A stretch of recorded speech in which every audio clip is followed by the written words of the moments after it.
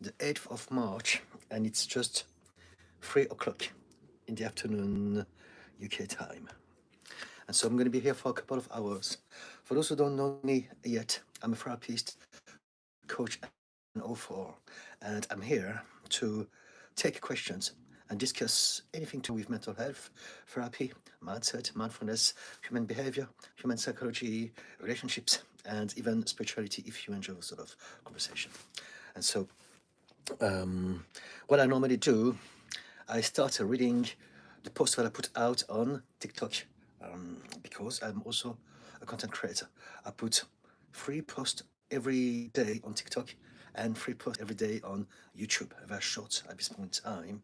I do plan to make some long form videos, some new ones on YouTube, hopefully sooner than later, as soon as my schedule allows. But in the meantime, every day you can expect from me 3 shorts, both on YouTube and TikTok, and they're not the same. There's a 3 month delay, and so they're slightly different kind of content.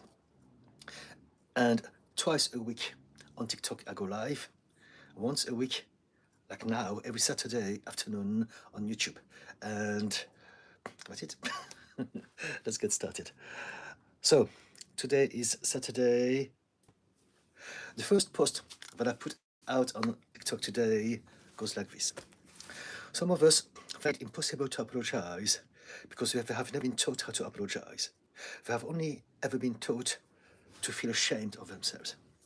And this is very important to realize because we all know people who can never accept that they're wrong. They can never accept that they don't know what they're talking about, or that they said something that was hurtful, and they just can't apologize. And the reason behind this is because if we have been raised in a household, in a time, in a culture where we were punished a lot, then that will kind of create a block here. And if they have never been taught how to apologize properly, all how can I say this? I've got to admit, I've been rushing a bit today, so I need to slow down my mind a little bit. But essentially, we can only do what we know, and everything is a skill. Everything is something that we need to pick up from somewhere.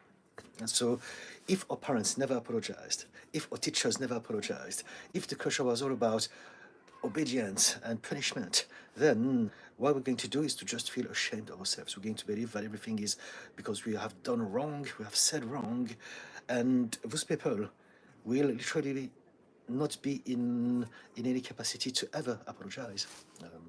So if we can understand this, it makes things slightly better. Now, of course, we want to set some boundaries. We want to make sure that we are being seen and heard. And so it's important to put ourselves first.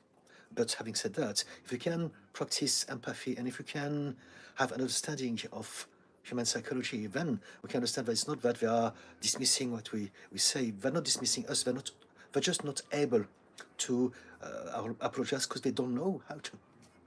Very often we get angry because if they don't apologize, we think but it's because they don't care about our feelings, they don't care about us, they don't care about the truth. And it may be the case because not everything is just this or that. But the element that we want to really bring into mind is that the reasons behind this may very well be because they have never been taught how to feel anything else but shame about themselves. Okay, so again, for those who are new, I'm just going to talk about some of the posts that I put out on TikTok until I have questions, and then I can discuss anything that you would like me to discuss that could help you in your life, hopefully. The second post that I put out on TikTok today goes like this. Being authentic means sometimes embracing the feelings of sadness, anger, fear, or helplessness. And so we talk a lot about authenticity. And what people don't realize is that authenticity is not just about some aspect of our personality or the things that we want to accomplish in our life. It's also how we feel about ourselves. And it is very important to be honest and sometimes accept that this is what I'm feeling. I'm feeling overwhelmed. I'm feeling powerless. I'm in a state of despair. And it's okay because all of those feelings and emotions, they're there. They exist for a reason. So we must understand what they mean. We must process them. We must acknowledge them. And then we can let them go. Right? If we don't accept, if we keep on trying to avoid certain emotions, I cannot be weak, I cannot be sad, I cannot be not in control of my emotions, I cannot be angry or anxious, then we are repressing all of those things and they stay in our system and they have nowhere to go. And we suffer from those things over a long period of time. So being authentic also means being in touch with your body, being in touch with your emotions, with your emotional mind, and understanding its language, why it's telling you certain things, what it means, and what you can do about all those information. Okay. And the third post that I put out today goes like this. It's not out yet. Tough love is what abusive people call cruelty and emotional illiteracy. So this is a very dear topic to me because I'm here to talk and promote psychology and emotional intelligence and a positive mindset as well. But here we're talking about kindness, about compassion and empathy. And a lot of people, they again were raised in a time, place, and culture where everything was about tough love. It was all about punishment, obedience. You have to do the right thing. You have to be a good person. And if we have been raised as such, we have associated love with pain, with frustration, with repression, with shame. And so we don't want to perpetuate the illusion, the lie that tough love is. There's no such thing as tough love. There's only love, and love must be felt as something warm, as something comforting, healing, good. If it's not like that, it's not love. It's emotional blackmail. It's gaslighting. It's, uh, it's wrong because of you. You're born a sinner. You need a savior. Those sort of things. Okay, so I haven't got any comments yet. Again, please, guys, if you don't know me, I'm here to take questions. I am a therapist and coach and content creator, and I plan to stay a couple of hours depending on the flow. But if I don't have any question, it may be much shorter than I expected it, and it's okay. I understand that it's a lovely day out there. March, springtime is finally here. But if there anyone behind the screen who needs some help, don't hesitate to ask me. Okay, one more post that I would like to talk about because it has created a lot of hoo-ha on TikTok, and that was something that I put out on Tuesday and goes like this. If your adult children believe that you are a bad parent and you disagree with them, you are wrong and they are right. And so obviously I had tons of negative, reactive comment from a lot of parents who are telling me things like, do you even have kids? Do you know what it is? It's not easy. Don't judge people. But what they don't realize is that by them reacting like that, they are precisely highlighting my point.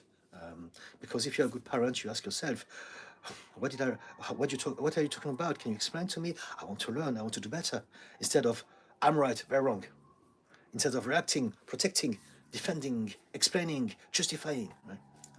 We don't choose our parents, we don't choose our childhood, we don't choose our upbringing. But what we can do is to choose how we're going to address the next generation so that they don't suffer from the same tough love that I was talking about just before, that has been done with all generations. We need to stop the cycle of emotional illiteracy and cruelty. Okay, anyway, let me see. I see there's some stuff, so I'm going to read them. I just want to make sure that I am. The cycle of emotional illiteracy. I am on my screen, so it's working. Okay, let's get started. Penis. What's the biggest poo you've taken? Okay, that's very clever. I'm going to move away. Hopefully, I get the right people at the right time. I have a sense of humor, but there's a time and a place for everything. And really, I'm using that space to help people. So please be kind. Please, if you want to tell me about your things, I'm more happy to discuss this. But I'm not sure that this is going to be very constructive for anyone right here and now. POG, can you feel my form? Ada Tistov, have you ever shut in your hands and clapped? Okay, I can see I have a very interesting audience today. Seven Sausage, have you ever filled up someone alleyway? Hugh, what's the biggest sausage you've ever seen? Okay, I'm going to ignore all of you guys. It's very funny. It's not smart at all, but you know, I understand that's the nature of things. And again, I'm taking it with a light heart. But really, if you have any problems you want to talk about, this is what I'm here for, right? And hopefully the universe will give me the right people at the right time. Yin, hey man, just want to say you look fire, keep smiling, dude. Okay, right. Something positive and kind. Thank you so much. So for those who may want to find out about my specialisms, I specialize in depression, anxiety, addiction of any type and intensity, self-sabotage, and anger issues. So there you go. I've been diagnosed myself in my 20s with bipolar disorder. And ever since I found out that I also have borderline personality disorder, ADHD, CPTSD. And I'm now in a good place. I no longer, I used to be addicted to class A drugs and alcohol for 38 years of my life. Very angry, very full of rage and fear. And I've changed. And for the last 8 years, I've been a therapist helping out people. And so if you want to ask me anything, go on. That's what I'm here for. Okay. Samuel, hey man, how are you? I'm very well indeed, thank you. Steve Stevens, I have an issue that needs addressing. I have something stuck up my bum. What should I do to address this? Okay. You need to stop shoving stuff up your bum. That's not what you need to do, okay? Remember this next time. CFC for life. Do you have any drugs? No, I don't. This is the, let me see. This is the seventh live that I've done on YouTube, and I've never had such an interesting start.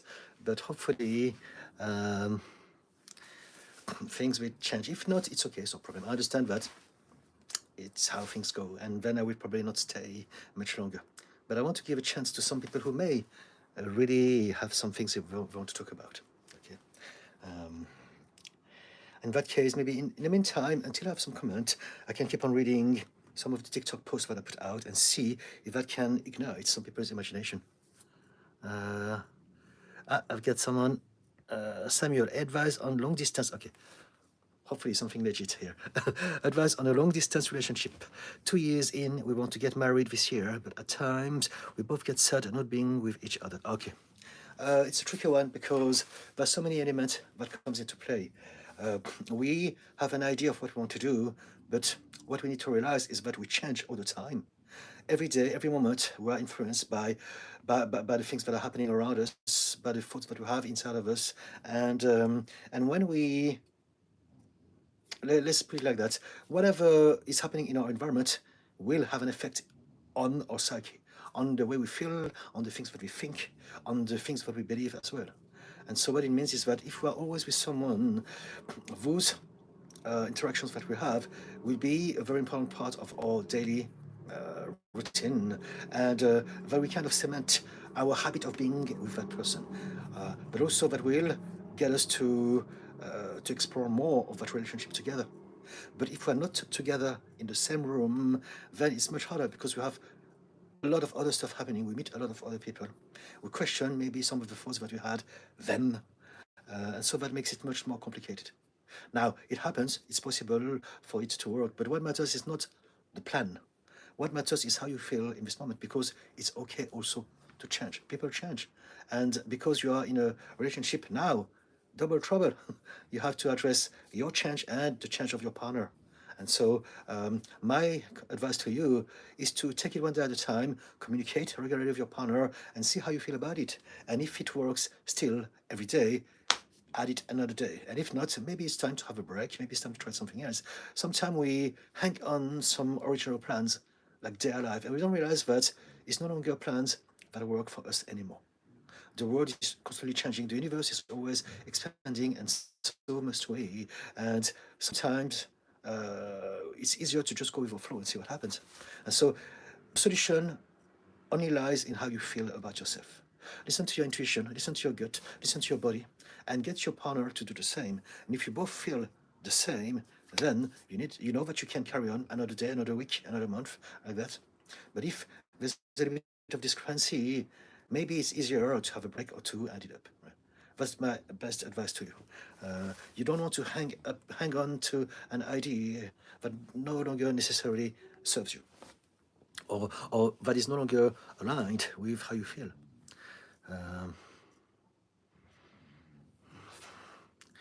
But let me read it again. We want to get married this year, but at times we both get sad not being with each other. But if you do love each other and it's still something that you both feel about one another, focus on that day.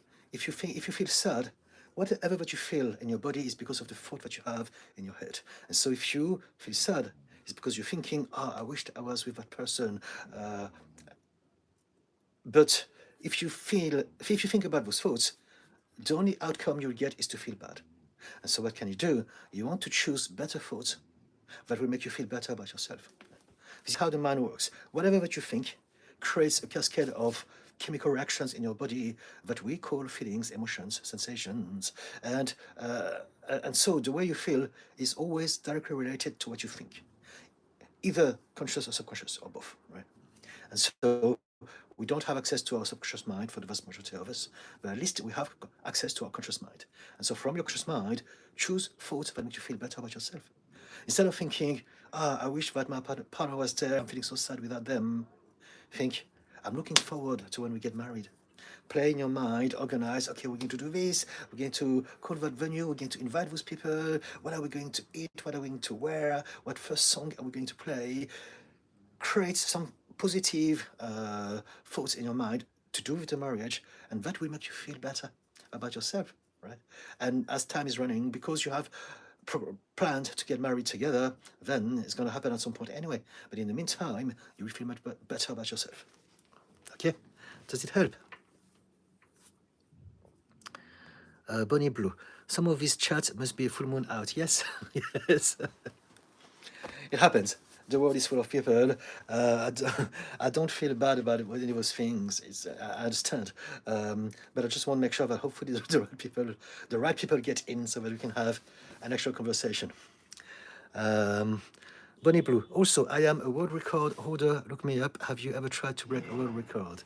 I've heard about the name, so I think you may be one of them, aren't you? Samuel, thanks, man. Thank you, Samuel. Samuel, it's been tough recently. Okay. Not seen her since Christmas when I was in Mexico. Okay, okay, all right. Well, you can have some video chat, all right? You can have video chat, you can see each other, talk to each other. Utilize technology. You have a lot of things now that we didn't have back in my days when I was younger. And so use those things. Zoom, WhatsApp video call, Messenger, all those things. They exist and you can use them, right? Hugh G. Erection. Samuel, have you thought about trying a relationship with a man? Okay, you know what? I'm going to take an action here. And the reason I'm going to do this, I'm going to, let's say, remove, because I want people to to speak out the truth, and I want to create a safe space. So I forgot I could do this. I'm going to do this. Any messages, guy, just going to block you and remove your message, right?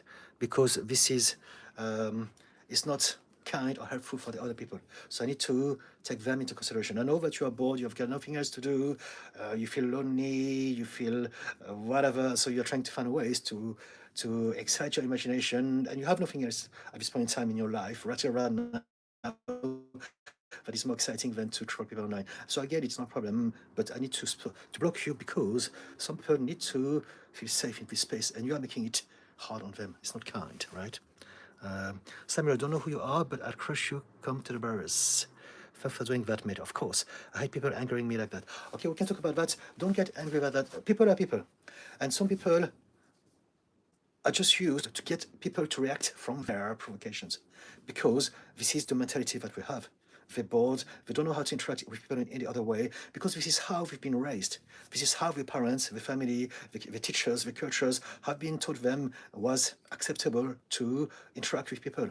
And they're not good or bad people, no one chooses that, but the way that they interact with people is kind of unhelpful and sometimes even toxic. We get people to react, we try to troll them, we try to provoke them, and it's very, very unkind. Some of us, if you have some baggage, for some of us, it can be very, very, very problematic, but we don't realize. And so that's why, yes, what we can do is what I'm doing, you just get rid of them, but don't get angry. They don't do that because they want to get you angry personally. They do that because they want to get a reaction from people. As in, see me, look at me, I exist in this world, I'm not invisible. And because they don't know how to do it in any other way than like that, they end up doing that. Right? If they could engage a deep, productive conversation, they would. But instead, they're just trying to trigger the little buttons so that we can have a relief. Oh, they're reacting to me. I have a power over them. I control them. I am not powerless, and I have have something that is getting me to be seen by other people. So this is the psychology of trolls, right? Again, I understand them. I used to be also very, very negative and toxic to people for many, many years in my life. And so I'm not judging them as individual, but I'm judging their behavior because everything is contextual. And in that place right around now is not the appropriate one. It's my gig, so I get to choose what is going to happen in that gig, okay? Johnny Sins, thank you for removing that idiot. I blame Noah for not building Arch quick enough. Okay, I'm not sure about this, but all right, Samuel, sorry. I shouldn't have reacted. I like your channel, Didi. Your YouTube brought me to a good place. Thank you so much. Don't apologize. We're just having a discussion. You never need to apologize to me. I never feel bad or offended by people. I understand. It's very rare when I get offended. I'm going to say it like that. I'm still human, but it's very rare because I understand the human psyche, and so when I see people or when I see some bits of what they say, I imagine the whole self, the whole life story. I don't judge people based on what I see, what I hear, what I observe from them in this moment. I imagine the whole of it. Why, what happened for them to end up saying this at this point in time? And this is how I do with everyone that I meet in life. Being a therapist, I've done that for a few years. Now, when I look at people, I don't see them like a person. They look like them, and I don't judge them based on their behavior or what they said. I imagine the whole story of their life. I imagine them when they were babies, when they were children, when they were teenagers and young adults. I imagine the things that happened to them, how they felt when they were alone. I imagine the whole thing, and that gives me a better and broader idea of the human that I'm addressing. And it prevents me from judging them, from reacting to them, from being angry. I have empathy and compassion. However, I can still choose to decide whether they need to stay in that life or not. Johnny Sins, it's okay, Samuel, we all make mistakes. Johnny, I think you are a troll as well. Johnny, I'm going to remove you as well. Report, remove. Okay, done. Very often, it's a technique that narcissistic people do. They give you a compliment, and then they give you a diss. It's like a shit sandwich, if you want. And so they're trying to get into under your skin and say, "Oh, I like what you do." And then they're going to nibble at you with a little attack. Yeah, but you know what? Your accent is not right. So basically, they're trying to get you to react, but they're going to give you a little compliment just before to try to get you into their good books. So it's a narcissistic tactic. So when you see that, remember this. In real life or online with trolls, it's very, very often something that I see a lot. So that was a perfect example of this, right? From that guy that I forgot the name, Johnny Sins. Uh, we they will often make you feel good for one moment, and then throw you a little passive aggressive attack, because that was always the plan from the beginning. Anyway, it's like the Trojan horse. Next one, NN, t'es français. So in French, are you French? I was born in France. I don't call myself French, but I was born in Paris, France, a long time ago, indeed.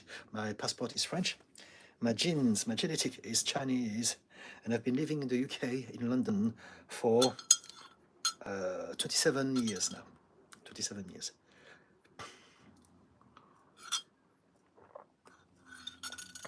But if you want to ask me anything in French, I will read it in French, but I will translate it in English because most people on that channel understand English. Samuel, oh, awesome. You're in the UK. Yes. It's 24 minutes past 3 now in the UK. And so, yeah. I'm in Scotland, buddy. Okay. So we are not far away, relatively. I just remembered, I forgot that I could actually remove people from the chat, so that was quite interesting and useful. But I think it's quite an important lesson for us to remember. It's something that we can apply also in our day-to-day lives.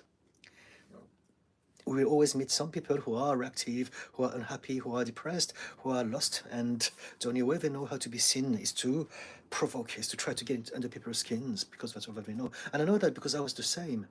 Again, one of my conditions is borderline personality disorder, and for 38 years of my life, I mean not 38, but until the age of 38, I used to be very, very toxic to a lot of people in my life, and there's nothing else that I could do about it because I didn't know any better. That's why I'm here to try to help everyone, including those who are the way that I used to be. I don't judge, I understand.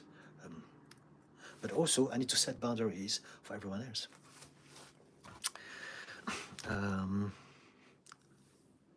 and do you prefer Paris or London? London. I live in London. I love Paris to visit, but I never. I don't know much about Paris other than as a visitor. Anyway, my family live in the suburb of Paris, in near Disneyland. But I like to visit because there's some nice places there, and I've got some friends as well there. But London is where I live, so there you go. Peter Guzik, appreciate your content, very helpful and informative. Thank you so much. Peter, I'm going to say Peter, I hope you don't mind. I don't know how to pronounce it the way it's spelled. Peter. Pale Blue Dotty, I am from Yorkshire. I just discovered Didi's channel a few weeks ago and I find it so grounding and calming. Thank you for being you, Didi. Thank you so much, Pale Blue Dotty. Okay. Finally, I'm having some of my people. Thank you, guys. I love you. Welcome. Come in and interact with me. Thank you so much. Samuel, are you on Instagram? I am, but I'm not there primarily. I exist there. So basically, I'm mainly on YouTube and on TikTok.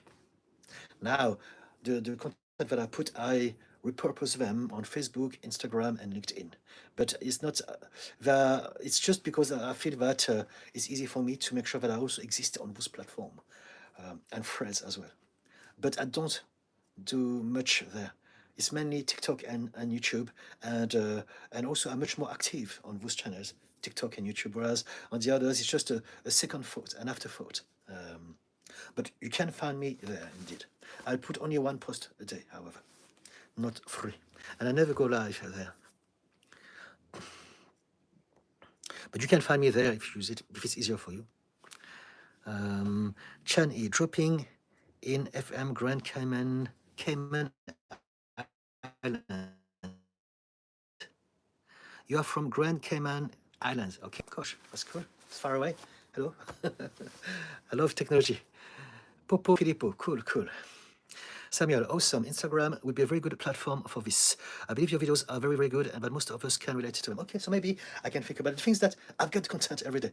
Anyway, I've got content that I create primarily for TikTok, and then I put them on YouTube as well. But it could be easy for me to also find a way to share them on Instagram every day. I don't know. It's just that I've got all sort of things that I'm working on. I'm a therapist, first and foremost. I look after people all week long, but also I write books, I create content. I've got a lot of things going on. And so the right thing will happen at the right time, I believe. But thank you for the information. Maybe I can think about it at some point. I think there's a part of me that is happy with YouTube and TikTok at the moment. Also, because they have nothing much to do with Zuckerberg. Politics stuff here. But yeah. But I'm still existing on his platform, so yeah. Pale blue dotty, laughing face emoji. Okay. Samuel, haha. Well, it's a tricky one because we all have some ideas of what is happening in the world and we want to do well. However, we're still limited by what we have at hand. So yeah. Pale blue. Meta is evil, I agree. Okay, so there you go. That's what I meant. But at the same time, one of the good way for the resistance to really do their thing is to use the network and the tools of the enemy to promote their thing. But I'm not political. I mean, I talk about politics every now and then because I'm a human being and everything that is happening in the world affects us in any aspect. And so sometimes it is relevant. And also, I like to explore the understanding of why things happen. as in human psychology. And so every now and then I would talk about politics, but only under that light. If people ask me, I have no qualm saying who I support, what I believe in, but I will never use it as a main drive of my topic, uh, because I understand that people are people from either side of the political or religious spectrum. And I want to address people. I want people to understand that whatever that you believe in, whatever that you are limited by, and that's all of us, it's not just one side. We want to understand why and how we can change this. Samuel, ha ha ha. Okay. Okay, so that's it for now. Do you have any questions, guys? Let me see if there's anything that I can read about until I have some maybe interactions with you guys. Here, a little lift me up post, positive post. And it goes like this.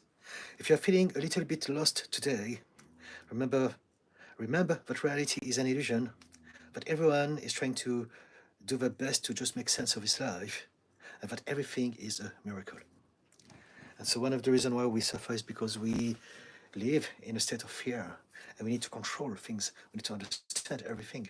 But if we could realize that things are just happening and we're supported, we're letting go of that pressure. We're letting go of the need to understand and control everything. The reason why people react so much to information, news, to things that they don't know about, new stuff, is because they feel that they are not understanding this world anymore. They're losing control. And that's why so many people are acting against trans people, or against Black Lives Matter, or against the feminists, the woke, and all those things. It's just because it's changing the world, and they don't want the world to be any different than what they've known up to this point. Otherwise, they feel that they are no longer safe. And so we need to appreciate that everything is changing and evolving anyway. So we might as well go with that flow instead of resisting the inevitable. Samuel, very interesting point. I have a theory where society is influenced by all the day-to-day news, and you can see the change in people with this, especially after COVID. Yes, so it's not a theory, it's true. There are many elements. It's not just bad news, but essentially, we have first a belief system that we develop in childhood. That belief system is a lot of emotional subconscious triggers. We're going to elicit some chemical reactions in our body whenever we're going to face some situations, think about some thoughts, see certain things. And so this is first our program. We have a program that is going to get us to react to our environment. The way we react to the environment will be down to the program. Next, there is the environment. And so now we have that system and we go into life, and whatever is happening around us, we trigger all those little buttons that we have put into place when we were a child. And so the environment has a direct effect in us, indeed. However, we need to also take into account our original belief system that we have borrowed from our parents, from our teachers, from our education, from our culture, from our religion, from our community. And so we are two things. We are first the program from where we come from, and then we are how that program is going to react to the environment. And so now that we know this, we need to realize that environment is created by people. People who are at the top, they're there to manipulate how we feel because they understand psychology. They understand that we have a program that is going to get us to react to certain things. And so they're going to get us to react. So that we are constantly in a state of survival and reaction. If we're reacting, we are no longer accessing our rational mind. We have less intelligence because we are surviving. When you are surviving, you need to fight, flight, or freeze. You don't have the luxury of finding out, okay, what is that thing? Let's think about it. It's got to be quick, fast. This is how people who are at the top make sure that everyone else at the bottom are on a constant state of stress, anxiety, overwhelm, tension, so that they have less access to their critical thinking mind. And so they're easy to manipulate. Like you say, all of your problems are because of those guys, and now we're going to fight between each other because we're being manipulated literally like puppets. Because the people at the top understand human psychology. So this is one of the secret reasons as to why I do what I do. It's not just because I'm obsessed with that, but also because I believe that at some point, when and if the world could understand about psychology, they would understand what the people at the top are doing to them. They wouldn't allow them to do this anymore. We need to have that awareness to prevent this, but until it happens, everyone is being manipulated by the government, by the newspapers, by the television, the social media, by the public rhetoric about anything at all. Whatever people believe has been propaganda for as long as society has existed. And so, yeah, it's a very interesting conversation. Thank you for this, indeed. Samuel. Pale Blue Dotty, could you please explain RTT or point to one of your video that does? Thank you. Okay, RTT is the system that I use with my clients in my practice. It stands for Rapid Transformational Therapy. It's a system that was created by Marisa Peer, and it's a blend of hypnosis, regression, and belief reframing at subconscious level. So basically, we're talking about the belief now, but belief also creates a lot of state in our body and in our relationships and the way we behave. And so anything to do with any problem that we have, let me put it like that, were originally created by a belief that was originally intended to protect us. So this is the paradox of it. Anxiety, depression, addiction, self-sabotage, anger issues, emotional repression, overthinking, stress, reactivity, all of those things were created by us because back then it was what we thought was going to protect us from the world. And so we want to find out what are the beliefs that gotten us to create the systems that are no longer working for us because they're designed by a child, not to sustain an adult life. And so that's why we want to realize that all of our problems are down to the belief that we have about ourselves within certain contexts and situations. And so with RTT, through through hypnosis, we go back into the memories of the past and we find out when, where, and how we have created those beliefs, why.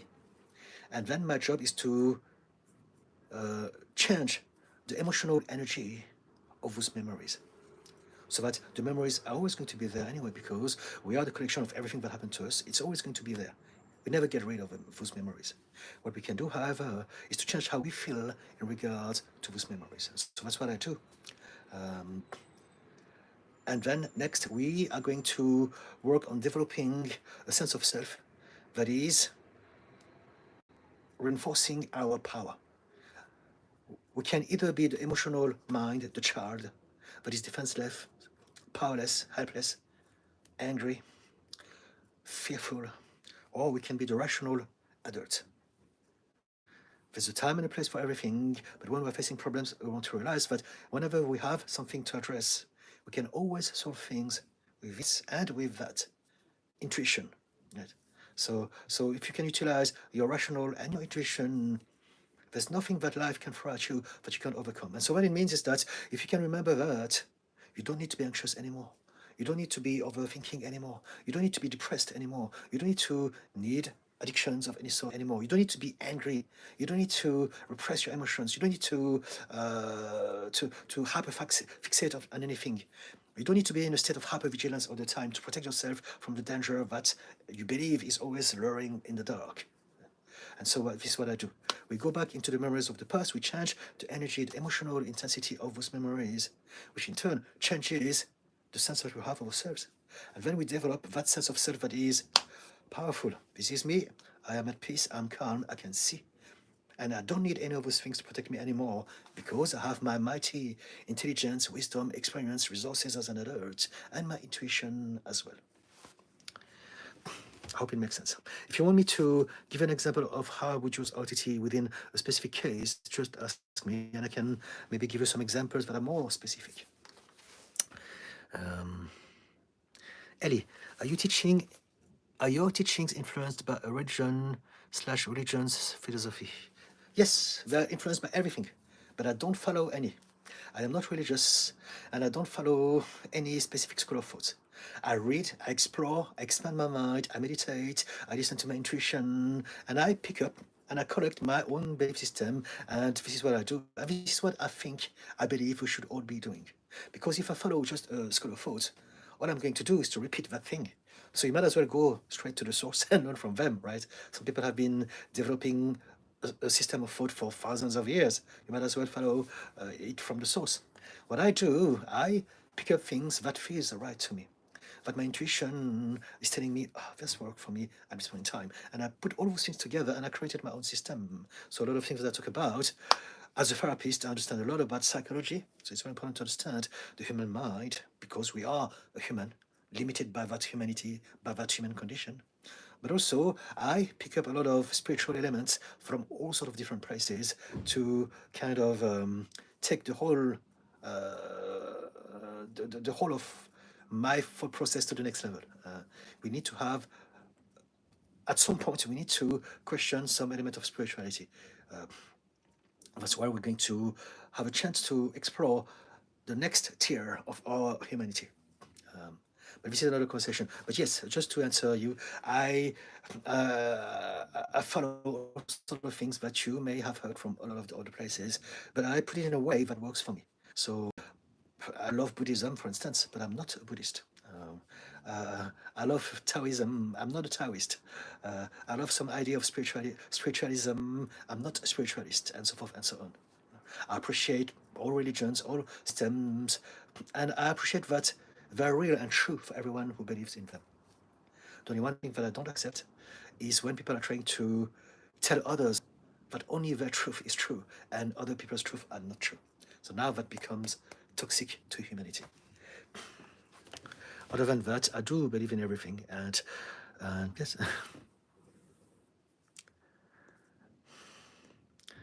Global rapid transformational therapy. Yes. Pale blue dotty. Your short about how we learn faster when playing made me smile. I completely agree. Yes, thank you, thank you. Intuitively, we know that it's true. Now, there's been a lot of different researches.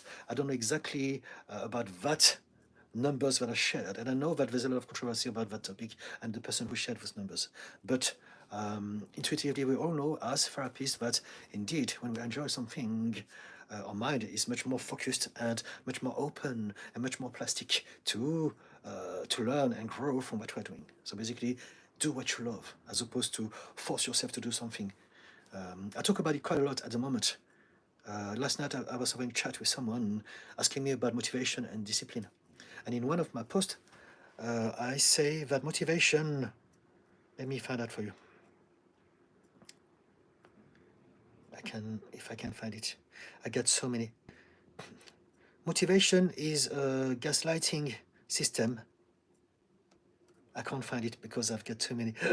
Motivation is a gaslighting system that was invented by people who want you to do things that you don't like.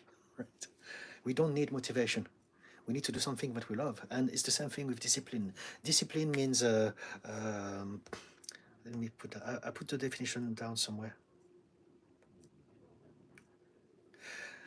Discipline is the practice of training people to obey rules or a code of behavior using punishment to correct disobedience. And so it's heavy in negativity. We don't want discipline. We want focus. We want sustained focus. And so we want to find something that we enjoy. If you enjoy what you do, it will be easy for you to have a sustained focus, to come back to it often. It will be easy for you to do it without needing motivation because the joy is the drive, right? And so I don't believe in discipline anymore. I used to use that word quite a lot, but I don't believe in discipline. I don't believe in motivation. I believe in us finding something that is aligned with our own personal value, inner value, so that we are doing it naturally. Like me, I'm obsessed with my job, with my work, with my career, with anything to do with the mind. I think about it 24/7. I have ADHD, so that does that as well. That helps me to hyperfocus. But I absolutely love what I do, and and it's easy for me to spend my life thinking about those things and being here, right, with you on YouTube or TikTok and do those lives because I'm genuinely obsessed and I love it. I love how I feel. It expands my mind all the time. Um, Also, even looking after my clients, every single person that I look after teach me something new all the time. So this is all very, very fascinating and exciting. And so that's what I mean. I believe that we should really focus on the joy, the excitement, the pleasure, the flow. This is what we call going with a flow, as opposed to trying to tick some boxes that were given to us by our culture, by our community, by our parents. We're here to live our life, not theirs.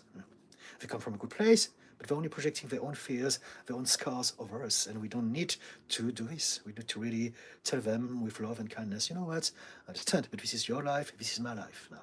This is what I'm going to do because it's my life. Global hypnotherapy, cognitive behavior therapy, and NLP.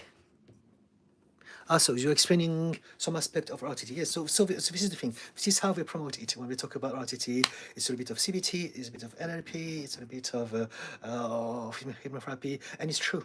However, what you need to realize is that any therapeutic protocol are that. Everything is CBT, everything is NLP. It's just understanding basic human psychology. This is why I talk about it like that, because I don't want to promote NLP or CBT. They don't need me to promote them, they exist on their own. But what I want to do is to just tell people that we need to have some understanding of the mind, and with that understanding of the mind, that is rather universal. Really, if you look at the different systems of thought all over the world and all throughout time, we can understand that we are all human, and we all function in a very same basic way originally, right? And so yes. But global, yes. Maybe for some people, you could be right. It's easier for them to understand that it's a bit of this and that and that and that. But the way that I explain it, it's mainly hypnosis and regression and belief reframing. The aspect of understanding the human mind is a requirement for any therapist anyway, right? We need to understand the mind, otherwise we don't know what we are dealing with even. But thank you for your input, Global. Samuel, can I talk about different culture? When I spent some time in Mexico, I realized something about the social aspect of Mexico. People are friendly, they greet you, they include you. Okay, that sounds good to me. When I went to restaurants, people would smile at us and say, Proveco. I hope I don't butcher the pronunciation. Something I have never seen in the UK. It basically means enjoy your meal. This was from other customers, okay? I love every time I go to this country. Okay, I get it. Yes, different country, different culture. I get it. You're right. And again, it's not all black or white. It's not the whole of Mexico versus the whole of the UK. But it's true that depending on where you go, depending on whether it's a big city, a small village, depending on which part of the world it is, indeed, people are going to be different. Absolutely, absolutely. And so choose a place that works for you. Choose a place that feels where it's somewhere that you can be yourself and where you are feeling supported, as opposed to tension, stressed out, judged. Yeah. Yasmin. Hi, Didi. It's Masuma. All right. Thank you. Hello, Masuma. Thank you for your advice yesterday. My pleasure. Thank you for being here today. Thank you very much. Pale Blue Dotty, thank you for explaining it to me. I don't think I am not eligible for it due to the theta waves, as I do have epilepsy, and when practicing autogenic training, I experience seizures. I wouldn't know about this for sure, because the theta waves, you don't need to be on the theta waves necessarily. You can be on a alpha wave. Yeah. The different depth of how do you say, brain frequency, then that can actually allow us to be suggestible. You don't have to be on total, absolute theta waves. We are all different. Some people are quite resisting the process of hypnosis, and they may not be into trance. They may be aware about what is happening all the time, including me, when I'm being hypnotized. But this is the thing, you don't want to expect yourself to be in a certain state. If you can reach some depth, whatever depth of your subconscious mind, your mind allows us to explore, that will be enough. I've done this with so many people. A lot of people, just like me, have been so building fortress and walls to protect themselves that we can never chill and totally relax themselves to the process. And so they will resist, but it's okay, because there's still ways around it. When I get hypnotized, including by Marisa Peer herself, I was not in a state of trance because of my own mental barriers. But it still worked, and it still did a lot of things to me, and it changed a lot of things. And this is the same with everyone.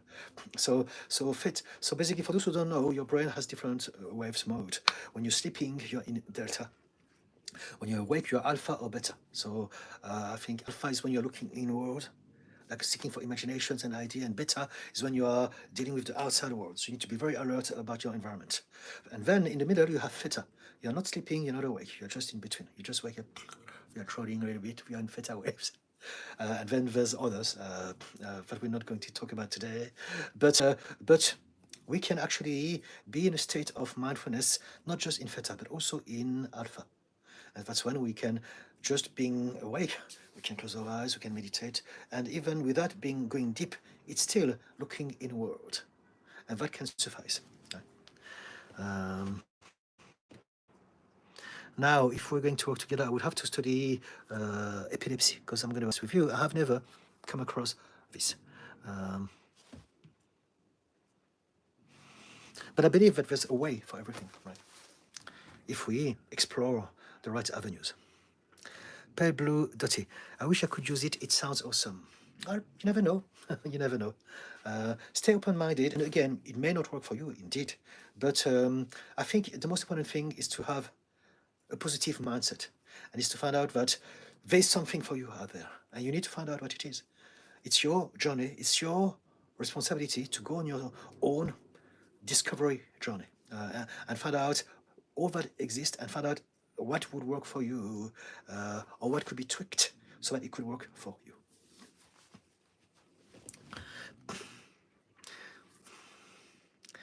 Yasmin, your words helped to get through to my daughter. Okay, fantastic. Masuma, thank you. I'm going to say Yasmina because it's easier for me not to get confused. Your words helped to get through to my daughter. Thank you. I'm hoping to have some private one-to-one session with you. Okay, all right, thank you. Thank you. Okay. If you have interest in that, remember, you can find my details anywhere on. There's some links everywhere. Just explore my website and you can send me an email from there and we can organize a discovery call, a free discovery call from there using Zoom. Thank you. Headbutting bullets. What's the best way to get over crippling social anxiety? Okay. The best way to get over crippling social anxiety is to work on ourselves, to find out why we have that in the first place. Because until we understand what it is, there's so many different tools. We don't know which tools would be best for you, right? And so if you have crippling anxiety, the first thing that I would ask you is, do you believe that you may be neurodivergent in any way? Do you believe that you may be on the ADHD or autism spectrum? Because if you do, if you have any hint of that, that would explain a huge reason as to why you may have crippling anxiety. Now, another question that I will ask you is, do you believe that you had a happy childhood? Did you feel safe? Have you been abused? Have you ever been traumatized in any which way? Because that would also explain why you have crippling social anxiety. Aside to that, I could also ask you, did you have any accident, any big event, major event that happened in regards to you in society that may have created a trauma? There's a lot of questions that I need to know in order to understand, because you use the word crippling, so it's quite intense. Social anxiety is the idea that we are not enough, we don't belong, and people are going to find out, and they're going to point the finger at us, and they're going to laugh at us, and we're going to feel rejected at some point. But if it's crippling, to me, it indicates so much more. So we want to find out something else. This could be just the symptom of a problem, not a problem in itself. I don't want to address the smoke, I want to address the fire. And so if you want to tell me more about you, headbutting bullet, what do you believe may have got you to suffer from crippling social anxiety? Have you ever thought about this? Are you an overthinker? Were you happy when you were a child? Did you feel safe and loved and supported? Have you been taught how to interact with people? Have you suffered bullies? I don't know. Tell me a little bit more about yourself, please. I would love to talk about it. It's a huge and very important subject, but I need to know your point of view. I need to know where you're coming from. Christine, hello. Hello, Christine. Ellie, what is your take on the idea that our belief system manifests physical illness? Yes, it does. It does. Yes. Whatever we believe is connected to everything in our life. And so basically, I'm going to give you a simplistic example. But there's much more to this than that. But just to get the big line addressed. if I believe, for instance, that in my family, if I look at my uh, if I look at my uncles and they're all bored, uh, and I believe that everyone is bored in my family, I believe that I'm going to be the next.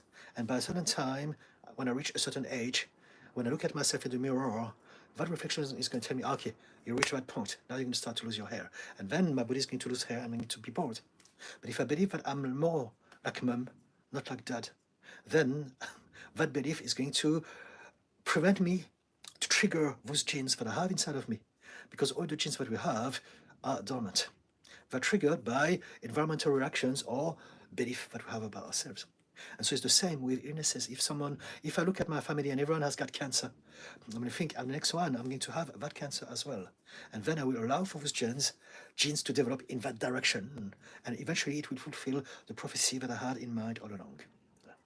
And so that's an oversimplification, but this is pretty much the idea of epigenetics. Whatever that we feel, whatever that we believe, are going to create some reactions in our body that will direct the way our cells are going to develop all throughout our life.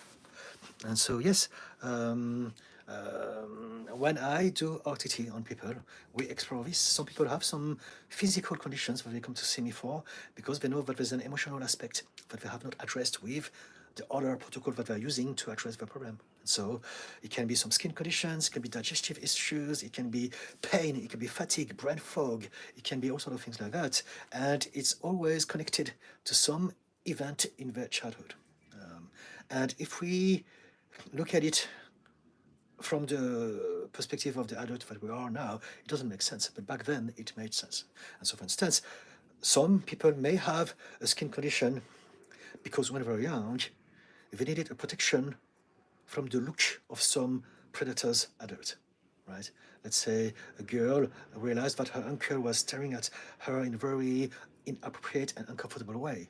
And so she created some skin condition to keep him away. I'm going to be repulsive so that he doesn't abuse me. For instance, some people may end up struggling with their weight. And that could be because maybe they have witnessed mom being violently attacked and abused by dad. And so maybe in that moment, the child thought, if only I was bigger, I could protect mom from dad. And so bigger stayed stuck in their mind, and over life, they're going to eat to be bigger, right? Because when you're a child, you don't think about learning martial arts or anything like that. You just want to be big because dad is so big and impressive, and you want to be bigger than him so that you can protect him. And so those are just two out of thousands and thousands of examples as to how our body and our health can change based on the things that we go through in childhood. Another one that is quite common, people who have some pain or lack of energy. That could be because maybe mom and dad were always fighting when they were young. And then one day they had an accident, pain. And suddenly the parents stopped arguing, stopped shouting, and they came and they gave love. They took the child to the hospital. And so the child now has associated, whenever I'm facing stress and adversity and pain, what is going to make me feel better? Pain. Pain get my both parents to stop fight and to take me to the hospital and to give me some care and love and attention. And so now that person goes into adulthood, everything is fine, and suddenly they are in the phase of a life that is more stressful than it used to be, and now suddenly they have pain, right? That's because the subconscious mind still believes that the pain is going to protect them from the stress and the overwhelm. So again, there are thousands of examples like that. But this is to illustrate how weird the mind is in regards to our body-mind connection, in regards to our emotional unhealed wounds, and how it affects our very health. And finally, there's one last aspect of this that I want to talk about, which is quite important. Also, the way that we feel about ourselves is going to dictate even serious disease that we get in later stage in our life, such as cancer, Alzheimer, Parkinson's, heart attacks, high blood pressure, all those things. Because if we repress some negative emotions, that will get us to be in a constant state of survival. And our body, we never get to heal itself and to create new cells. And so over a lifetime, that can have some catastrophic repercussions on our health. Okay, there you go. What do you think of this? Ellie. Pale Blue Dotty. Oh, that's good to know, Didi. Thank you for clarifying about the brainwaves. Okay, thank you. Captain Jack Sparrow. Hi, man. Your videos have helped me a lot. Thanks. Thank you so much, Captain Jack Sparrow. Bye. Okay. Bye. Robert Richard. Recognize, acknowledge the process of cultural indoctrination, and that is the end of the problems. It's not the end of problems because, again, there's the way we respond to the outside and there's the outside. So there are many more elements. The reason why people suffer is because we have been taught, and I understand it's not your fault, but we have been taught that it's either this or that. Everything is because of one culprit. And nothing ever in the world exists only because of one reason. Everything in the world exists because of this and that and that and that, and all of those things being aligned just for one moment. And the next moment, the whole algorithm is different. The whole formula is different. And so it's really understanding the bigger picture of everything. And if we can do this, now we have more power, we have more clarity, we have more ways to understand what is going on. Right? But if we believe that it's just this or that, it's because we've been taught how to think in black and white. It's good or bad, it's right or wrong, it's this or that. And because of that, the world suffers. Because we're going to judge people, we're going to create labels, we're going to condemn them just because of how we feel in this moment, instead of realizing that everyone is multidimensional, and there's a reason as to why they end up like that, and they can change as well. We're all the same, we're all humans, and we're all doing our best to make the most of this life, regardless of whatever happened to us in childhood. Okay, does it make sense? I'm sure that you agree with me, Robert, don't you? Please, tell me how you feel. Mick H, you've done well hair-wise. Okay. Talking about the bonus, yes. I started to lose my hair actually. I had alopecia because of the stress, and it's one of the things that I have addressed. I had a lot of physical conditions, but I no longer have now. Things that I had all my life, and because I addressed the emotional side, I changed a lot of things. I had alopecia. I had I forgot the name because now it's been a few years that I haven't talked about it, but some skin condition that have been with me all my life, like scratching until I bleed, horrible things all my life, and digestive issues, IBS, and now I don't anymore because I understood where to look at. And despite me having been to hospitals and specialists for years, and no one could know and understand, but it was always there. And yeah, when you get it right, it's life-changing.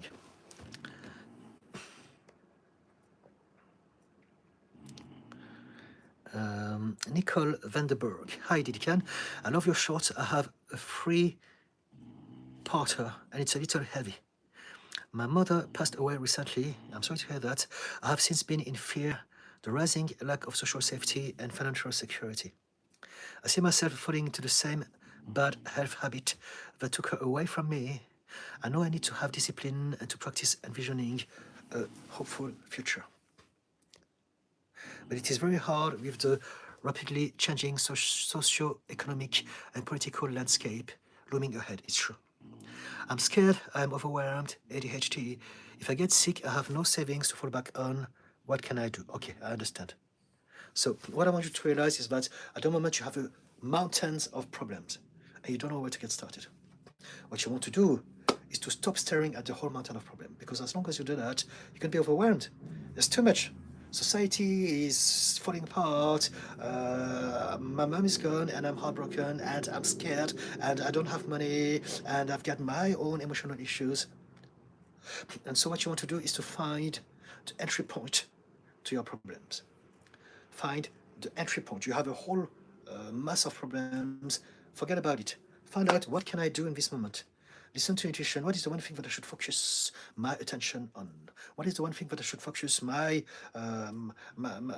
energy on at this point in time? And just work on doing that little thing. Right? And eventually, as you get started, it's going to be slow, it's going to be challenging, but as you start to unfold one problem, you'll start to see more clearly. And you'll be able to deal this again to the next thing and again, and eventually you'll be able to address the whole of it. Focus on the entry point. So what is the entry point? I'm not sure because I don't know you. right? I need to talk to you, I need to know about you. But if you have ADHD, at least you understand some aspect of you. You know that there's some things that you can do, some things that you are limited, especially when you're under stress. So now it's a vicious circle. Uh, but forget about the world around you, number one. Forget about the political and economic, social state of the world, because this you cannot change. It's going to have a life of its own, and whatever happens, you can only do your best with what you have. So forget about watching this news. You can keep in touch, but don't obsess over them, because it's going to make you feel more disempowered. And focus on what you can do in this moment. What feels the most important thing for you to do in this moment? Let me read it again and out. What is your number one problem in list of importance? If you had three problems to address, what is the number one? My mom passed away. I'm worried about falling into the same bad health habit. What are the bad health habits that you are talking about? Could you share with us what it is, please? You don't need to have a discipline to practice envisioning and hopeful future. I talked about discipline before, because discipline is heavy in negativity. Discipline is the practice of training people to obey rules or code of behavior using punishment to correct disobedience. And so discipline is heavy in unkindness. Right? What you want to do is to find something that is easy for you to do, especially with ADHD. You can't discipline yourself to anything. You have ADHD. Right? But what you can do is to find something that is easy for you. And then that will not require motivation or sacrifice or discipline. It's so that you want to learn how to listen to your body, learn how to listen to your intuition, and change the way you think about yourself. Don't focus on the bad things, focus on what feels right. Focus on the feeling of feeling a bit better. Right? You are never here or there. You are always in a direction, here, going there or there. Right? We're always fluctuating. And so pay attention to your feelings and your intuition and go where it feels a bit better than the moment before. I hope it makes sense. But if you can give me more details about yourself, I would love to have that conversation with you. But I need to have more, please. What is your priority in terms of problem? And we can address this one thing at a time. What is your entry point?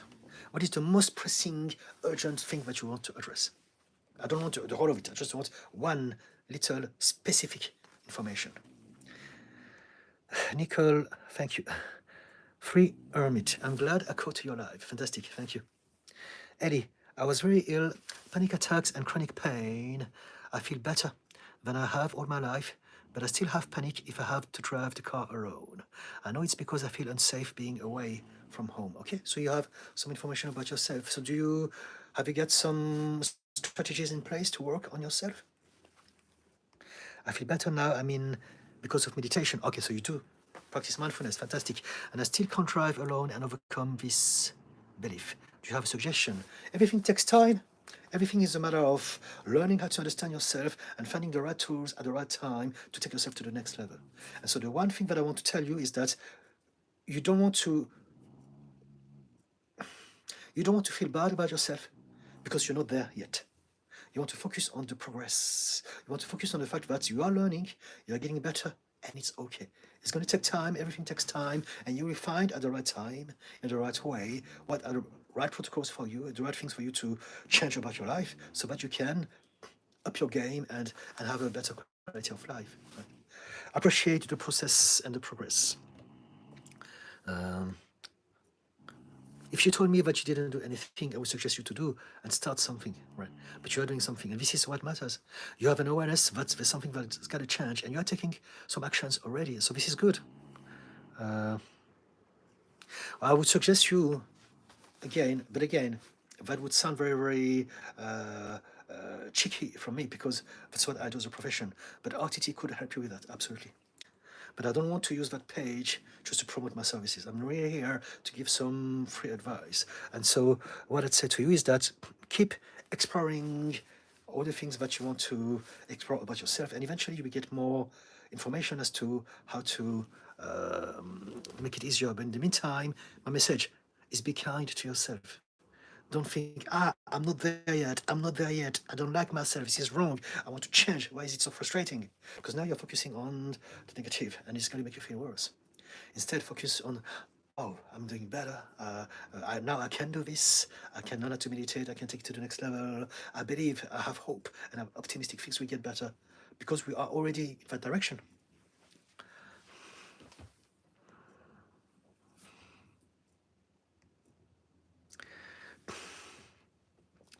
You talk about meditation. Do you practice mindful breathing? You talk about panics.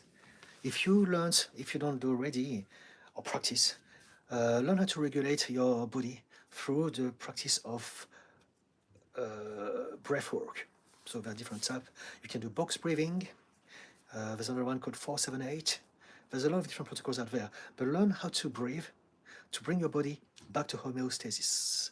And that will address your panics. Whenever you panic, breathe until you are no longer in the state of panic.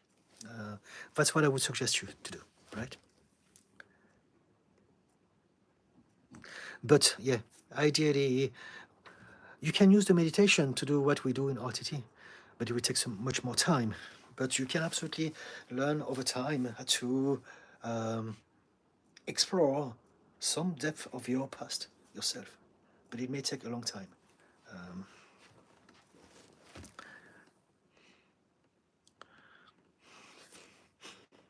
yeah. So yeah, anything that I said made sense to you? Let me know, please.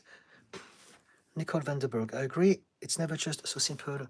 A solution for end of problems, indeed. Samuel, in regards to the conditions, that is why my good friend suffers from alopecia, patches of hair falling out, and psoriasis. Oh, psoriasis was what I had. Psoriasis, like for years, like here, there, in my groin, in my back, in my legs, everywhere. And now it's all gone. So in regards to your friend, it could be all sort of things. Are you saying that you think that it is the case as well? Or you are asking? But yes, can be all sorts of reasons. Your real dad. Revelations, another one of them. Revelations, know thy works and tribulation and poverty, but thou art rich, and I know the blasphemy of them. Da da da da da da da da da da. Satan. Okay. Your real dad. If you believe in something, it's great, and I really, really appreciate that everyone has got a belief system, and it's great. But please, this is exhausting. You are pushing away people away from the religion. You're doing more harm than good by repeating those recorded stuff to everyone all the time. It's just exhausting for everyone, right? You are creating more problems. And what I want you to realize is that you are not doing this to gain more people to follow what you believe. You're doing this to convince yourself that it's true, right?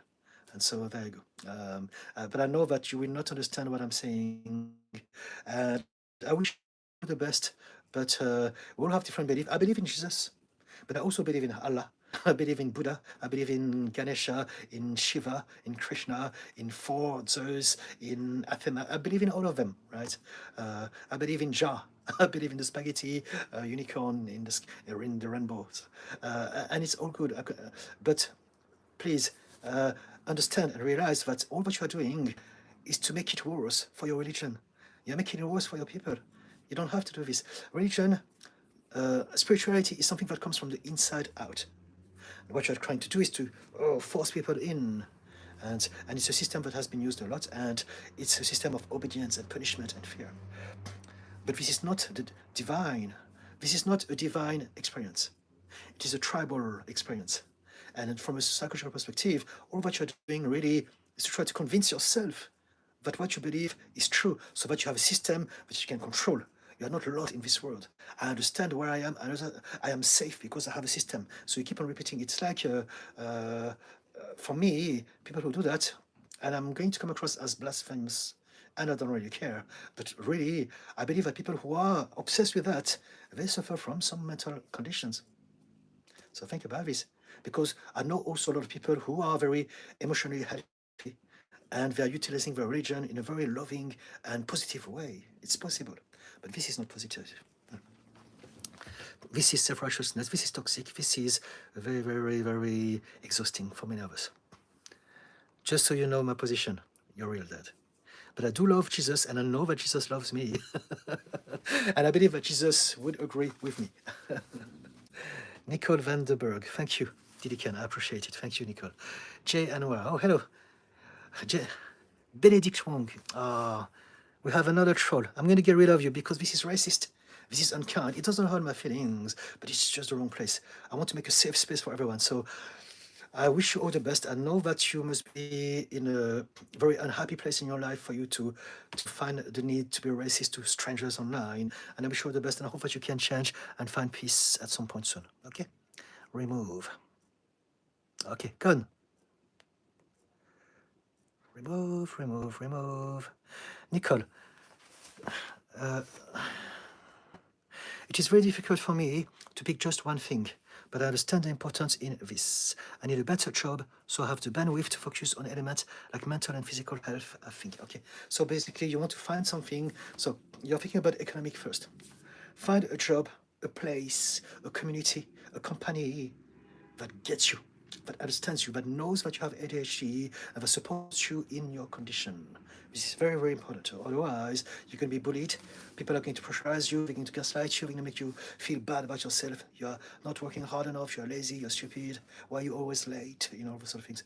But if you can really find a place that knows that you have ADHD and put you in the best place, and you to do something that you enjoy, now already you're onto something big as far as your whole mountain of problems is concerned. Ellie, thank you. You have a new follower. Thank you, Ellie. Your teaching align with everything that helped me progress at all in my life. Fantastic. Thank you. I will keep listening to further deepen my understanding and gain new insight. Thank you so much, Eddie. Thank you. And also for you to know, guys, every live that I do on YouTube, I just leave it there. And so if you want to replay it again, it's there for you to replay. Unlike TikTok. When I go on TikTok, it just disappears. But with YouTube, I leave everything there. So whatever that you ask me, you can always play it back again. Nicole Vanderberg.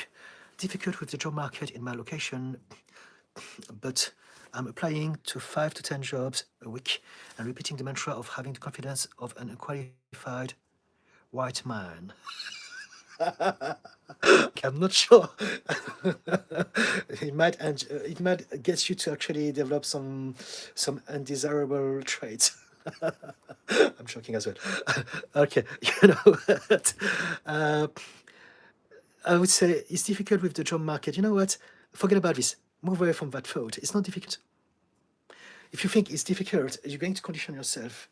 You're going to self-hypnotize yourself into feeling disempowered. It's difficult. It's hard. Oh, I'm not good enough. I'm not lucky enough. Right? This is unhelpful. Just focus on there's something out there, a lot of things, and I need to find out what it is. Whatever you tell yourself, you are telling your mind to seek for you. So if you think, oh, it's hard, your mind is going to be seeing a lot of clouds, it's going to be blurry, oh, it's hard, I don't know where to look at. But if you tell yourself, I don't care about what is, I want to find out what I want. And so tell your mind, I want to find out what works for me. We keep looking until we find it. And so now your mind is going to go out there for you to seek that information for you. It's the whole mindset thing. If you believe that you are limited by your environment, you will be limited by it, and it will limit your choices and how you feel as well. But if you believe that you define your environment by focusing on whatever you have a power of influence on, then everything is different. And so forget about the fact that it's hard. No, it's not hard. It is what it is, and you're going to do what you have to do to find out what you want, and you will find it at some point, right? Does it work? And the white man confidence, we don't want you to end up being what you don't want to be. I guess it's a joke, right? My husband is a white man, and I love him to bit. We have a lot of white men as friends that we love, so it's all good. Please, people, don't react. The hermit. I have BPD. How to overcome my impulsiveness? Okay. So I have BPD as well. So what you want to do is to realize that it's a condition and you will have some limitations as you work on it, and it will become better. But there are some things that you cannot do. There are some things that you have to accept. So I don't know at which stage you are in your healing journey. But it's absolutely possible to create a lifestyle, an environment, and a system that limits those explosions or implosions of anger and frustration and reactivity. And so you don't overcome the impulsiveness. The impulsiveness is the symptom of your BPD. You want to address the BPD in depth. You want to find out, why do I have BPD? What happened to me? What are the beliefs? What are the emotional triggers that I have that are getting me to react like that? And then when you find this, you apply all those things together, and through the power of repetition, you apply those things in real time when you are going to go through the situations, and you learn from that and you change gradually. Right? And so with BPD, it's a personality disorder. So it's not just that we are emotionally unstable. Not only are we impulsive in the moment, but also the moment right after, we're going to think about it, because it's personality. So there's a cognitive input. And now what we think about it is going to aggravate it. And so there's something that we can do in that moment. We may not be able to not react yet, because it takes time to undo those habits over lifetime. But what we can do, if you get angry, let's say with a partner or with someone at work, the first thing that you want to do is to get out of the situation. In that moment, you are not in a state to reason. It's not possible. In that moment, you have been hijacked by your emotional mind. You are the child, once again, but is trying to survive. And, and so whatever that you do or say is not going to be appropriate for what is happening. And so get out of the situation, walk, go outside for a walk, have an ice shower, do some breathing exercises. But what you want to do is to reset your very state from survival to mental clarity. And so first step, get out of the situation. And then as you walk for half an hour, and I know that's not easy, but we see what you can do, then your mind will be more able to come back to a place of clarity. And that's when you're going to practice dialectical thinking. With BPD, we're going to judge things, and we're going to think, and we're going to label things as in good or bad, black or white, right or wrong. I love that person or I hate them.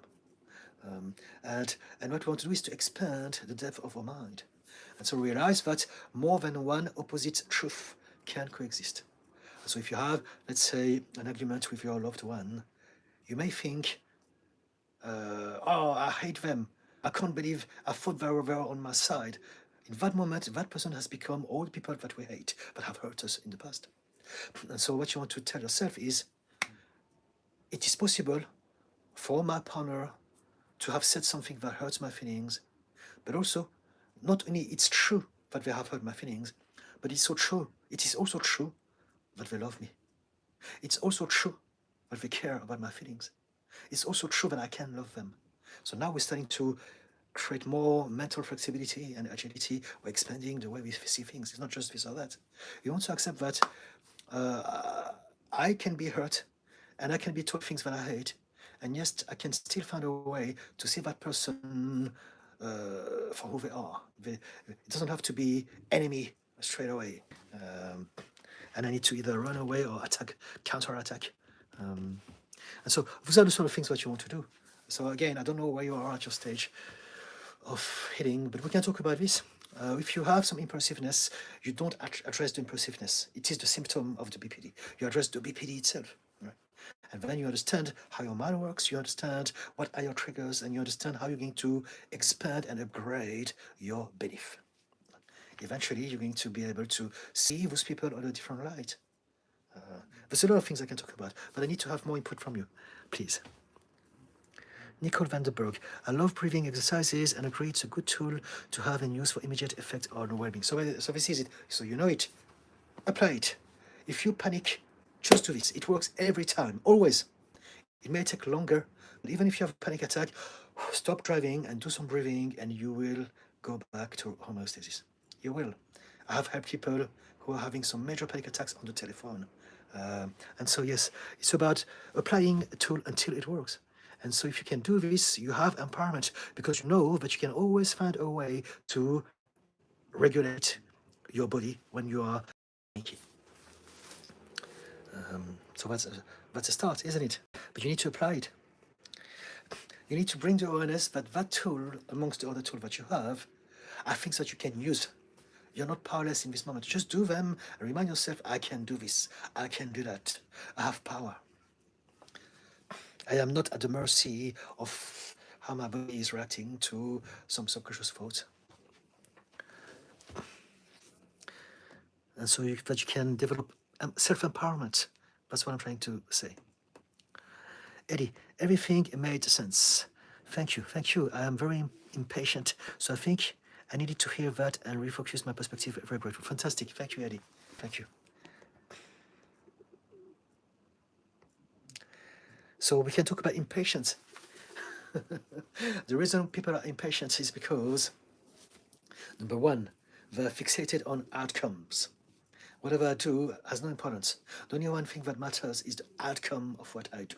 So that's a big no as a starter. You don't want to do things for the outcomes. You want to do things for the doing because you like to do those things. Number one. And number two, impatience is telling me that you don't trust the universe. Unless and until I have what I want in front of me or in my hands, I don't believe it's going to happen. And that's why we're impatient. Because we don't believe it's going to happen. And so if you can address those two things, number one, don't do things for outcomes. Focus on how you feel when you're doing those things, as in enjoying what you do. And number two, appreciate that the right things will always happen at the right time. Because they've got nothing to do with us. Whether we want something now or not will not make any difference as to when it's going to happen. And so we need to accept that everything happens for a reason, everything happens at the right time, and everything happens in the right way as well. Sometimes we want some things to happen precisely in that shape, and if it's not like that, we're not happy. And we don't realize that it's already good, or maybe it's even better, but it's slightly different. Because what we want is limited. What the universe can give us is infinite and so much bigger than our wildest dreams. So yeah, trust yourself, trust the universe, trust life, trust that everything happens in the right way at the right time, and practice gratitude, those sort of things. And that will help you with your impatience, I believe. Pale Blue Dotty, you are so much kinder than me. I reported real dad. Okay, thank you. Please report. Yes, I'm fine. I'm blocking because I don't know. I could also report, but I just want to do whatever is easiest at this point in time. If you want to report other trolls, do so. I believe that whatever people do, they create their own karma, right? They create their own whatever. Everything is cause and effect. So whatever we do is going to create a reaction. And so yeah, do what feels right. Nicole Vandenberg, laughing a little bit at the random Bible passages. Yes, I get it every time. I will do. There are some people who are, I don't know if they are robots. I don't know if they are real people even. I don't know, maybe it's part of a, I don't know. Gosh, if you want to teach someone, if you want to get someone to discover what you like, there are far more efficient ways to do this than that, I believe. I think it would make more sense with personal anecdote that other people can relate to. Jesus would be very frustrated at how we treat our most vulnerable, or poor, or unhoused, and or elderly. Yes, and Jesus will also not be happy with the idea that people are just being self-righteous. Oh, this is the truth, this is my truth. Take it and feel bad, feel fear, feel shame. You're wrong until you join us. This is terrible. Jesus professes love, kindness, forgiveness, compassion. Not fear, shame, guilt. You should repent, you are bad, you're born a sinner, you're going to end up in hell unless you have a savior. Because you can't do it on your own, you are not enough, you are worth nothing. This is what those people do. They're doing the opposite of what Jesus wants us to learn, right? They're using religion as a political tool to control and manipulate people through fear and shame and guilt. And to me, this is toxic. This is why there are so many people who are suffering from religion. And it's not because of the religion itself. It's because of the people who are using that religion badly. Because alternatively, I know a lot of people, Christians, Muslims, Jews, Buddhists, who are very good with their religion. Sikh people who are very kind, who are creating a community where people belong and can do things together, and it's good and it's positive. There shouldn't be any fear. Love is the opposite of fear. The hermit. Jesus would agree with you. Thank you so much, hermit. Samuel. Nicole could try retraining. I started as an adult apprentice, domestic electrician, and I started as a domestic engineer. Now I'm doing renewable and battery storage. Find something you like. I like working with my hands. Yes, very good advice. I agree, Samuel. Thank you for your input. Absolutely. Samuel, there are also many free courses on Open University. Finance something you love, Nicole. Thank you. Thank you for the information. Samuel, ignore the finance part. Lol, autocorrect. I question it at times. Haha. Okay. Nicole, at Samuel, thank you. I have retrained twice now. First in clerical work and then into welding tech. I worry that each change is a loss. Ask myself if I'm the common denominator. No, it's not like that. So this is very important. You say each change is a loss. It's not. Each change is an addition. It's an add. It's a bonus. It's a plus. It's a positive. Your mind is going to be absorbing all sorts of information throughout your life, and you'll be surprised. But when you use your mind the most to create something new, everything that you have learned will come out at the right time. So even the things that you feel maybe you're wasting your time, it's all adding something to your bank of data and knowledge. Right? So never dismiss anything that you learn. It's all there in your subconscious mind. And if you think about it, the most creative genius, why are they genius? Because they're taking something that exists already and they look at it from a different perspective. And so that shift of perspective could be down to all of those seemingly menial things that people look down on, but that is going to create a different perspective that will add the genius element to that perspective.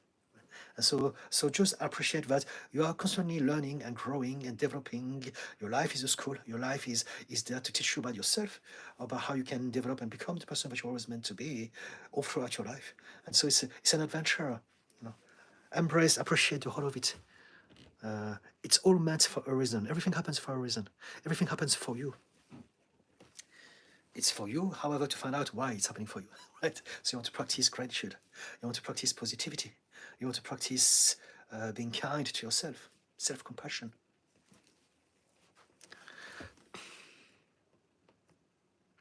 Samuel, stick to what you love and continue with it. I went through a similar process. Different jobs, took a while until I found something that I love and believe in. Nicole, I know the root of all the problems is mental health and self-image. I need to positively reinforce myself and change my view. It's hard. Still appreciating all the positive advice though. Okay, so let's change that. I'm going to go on Google. I'm going to say famous successful people with ADHD. Who have we got?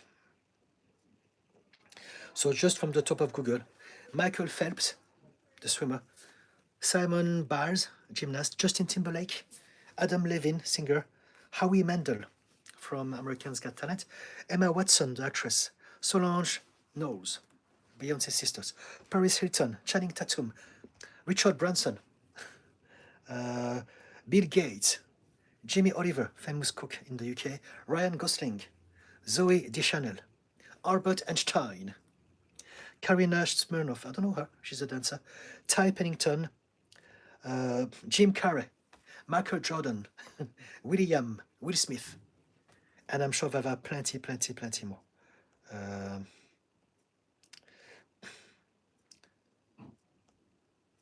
But this is to show you that whatever that you believe is a hindrance, it's not.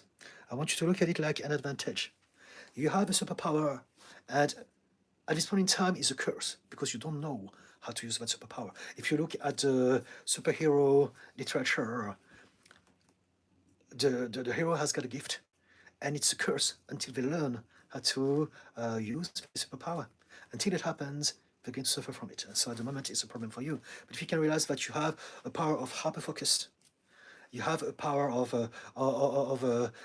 being open-minded and being super creative, as opposed to being limited by boxes. So those are your superpower. And that's why you must find what you love. With ADHD, one of the simple way to explain one of the most important traits of it is that we can't do what we don't like. But if we like something, we're unstoppable. You're obsessed. It's very simple. You need to find out what really excites you, what stimulates you. And if you do that, if you find something, then it'll be easy for you to invest time doing those things. And the more time you invest focusing on something, the better you become at it. And the better you become at something, the more people are going to seek your services and pay you to do that thing that you enjoy doing.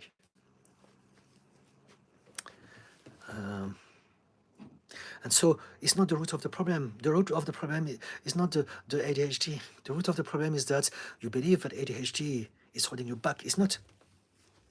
If you're in the wrong place, yes, it will hold you back. Society is a neurotypical society. So if you have ADHD and you're in a place that don't know and don't understand ADHD, you will suffer. And you will feel that it's your fault. But if you're in a place where you understand, I'm sorry. Okay, I'm going to stop this. Leave me alone. I normally get rid of the notifications, but this one I made an exception, and it's taking my mind away. Again, what was I doing? Yeah, the problem is not the ADHD. The problem is where you are in this society. Society in itself is the problem. And so what you need to do is to find some little bubbles of society where you're going to shine, where you're going to be yourself, where you can explore your superpower. So you need to find people who can see you, who can support you, who can appreciate your talent, and they put you in the right place and you do the things that you enjoy. And nowadays, more than ever, there are a lot of new companies that understand this, and they have a whole section of their company full of neurodivergent people. Right?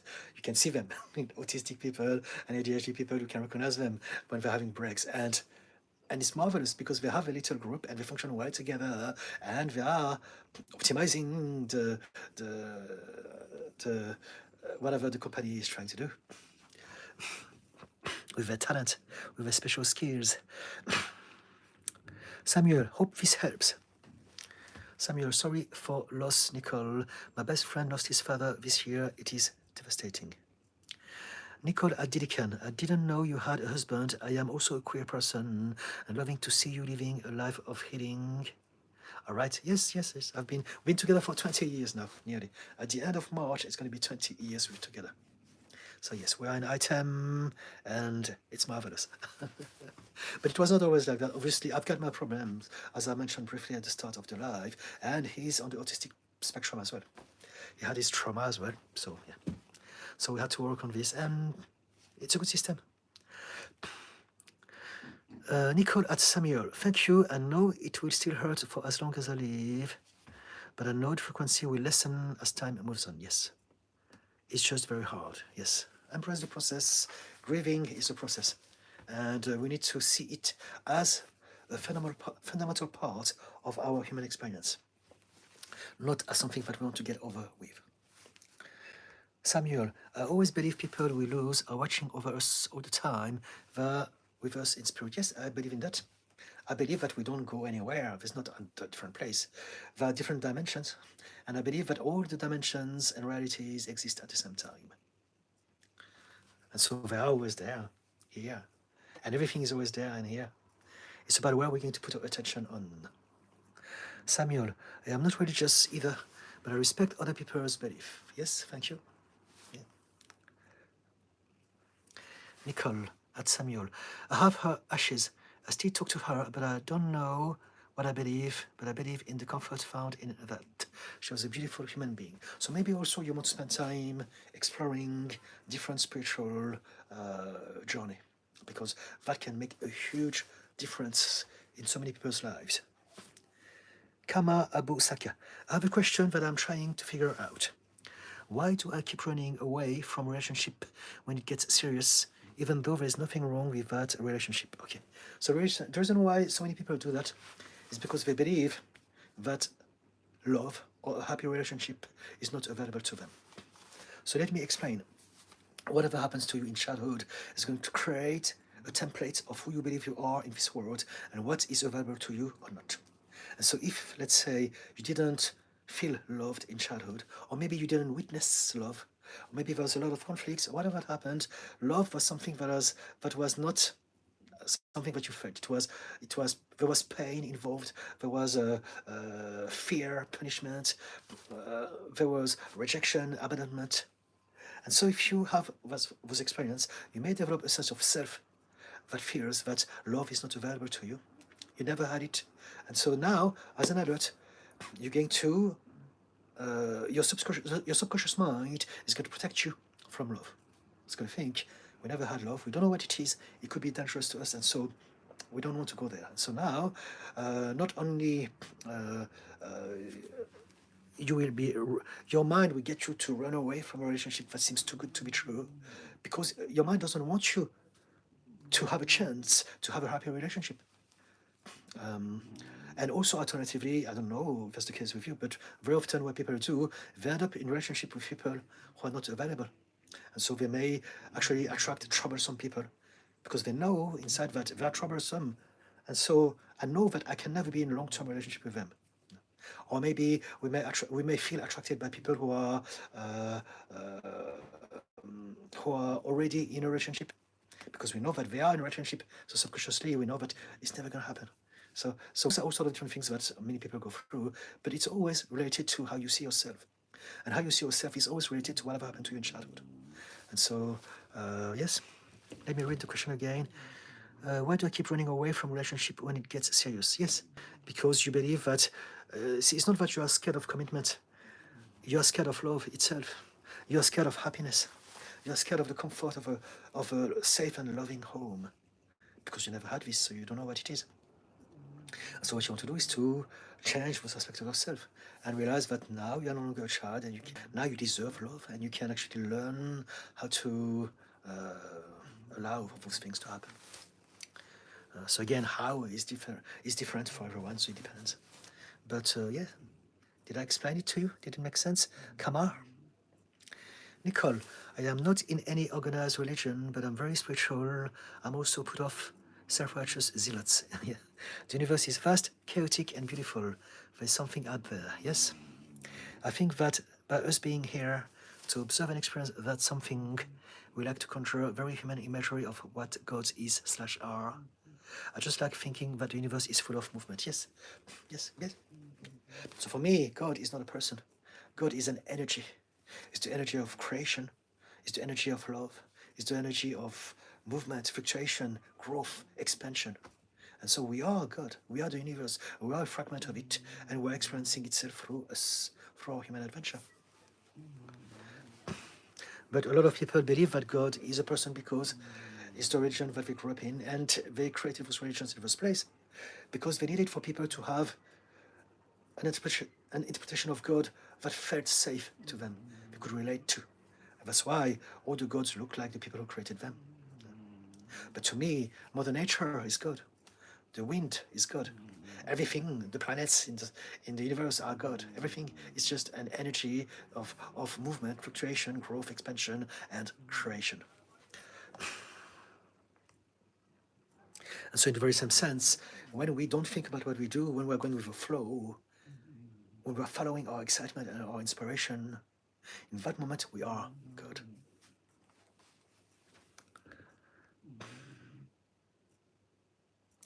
Nicole, we're just here to feel its beat and move its song.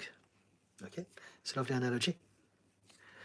The Hermit, thank you. Funny enough, my psychiatrist told me to pray or ignore the impulse, which is impractical. Thank you for the practical advice. Simple but doable. Okay, fantastic, thank you.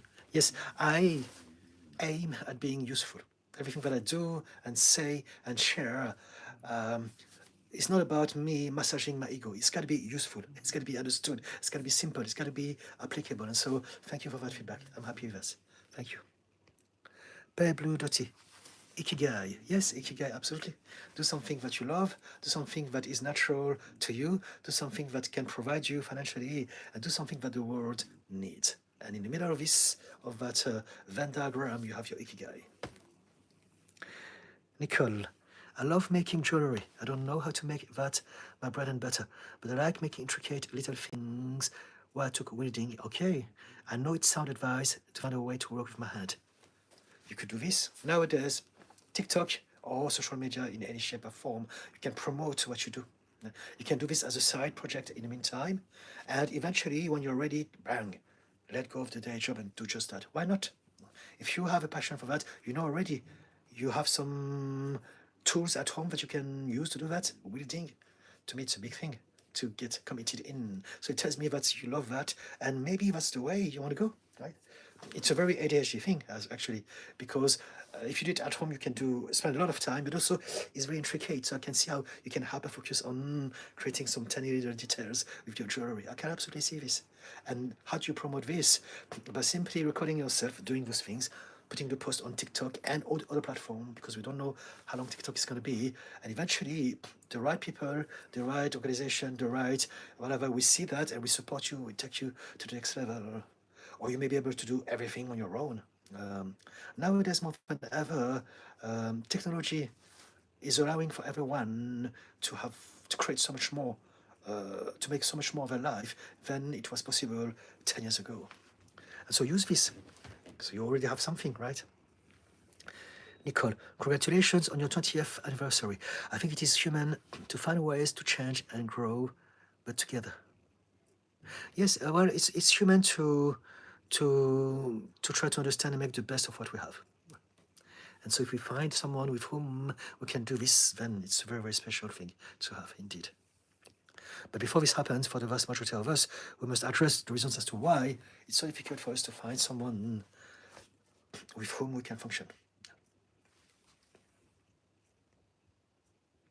Kama, OMG, that makes so much sense. Okay.